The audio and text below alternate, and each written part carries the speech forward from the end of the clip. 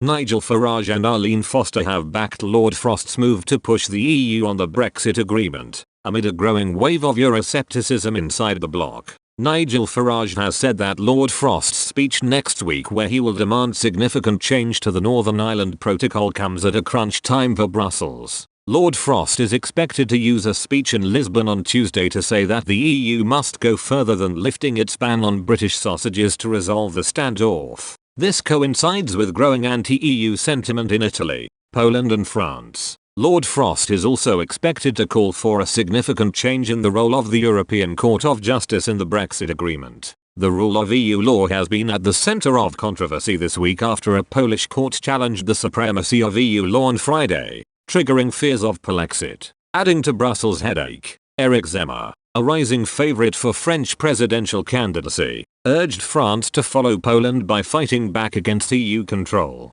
Mr. Zemmour, who is second in several polls, backed the Polish court's decision, saying that France must do the same. He said, "In France, we must draw all the conclusions from this attempted federalist coup d'état. France must stop foreign institutions imposing their policies and their ideology. It is time to give French law back its primacy over European law."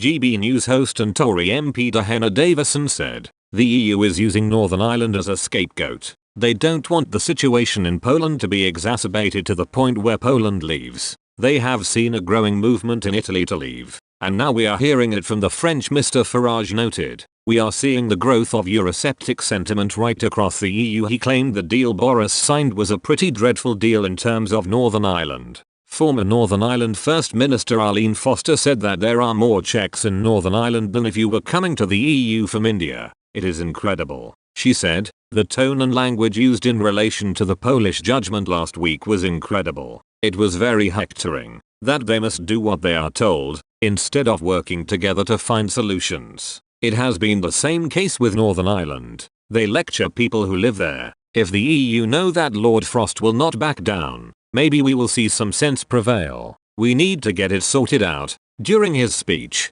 Lord Frost is expected to say endless negotiation is not an option and that London will need to act using the Article 16 safeguard mechanism if solutions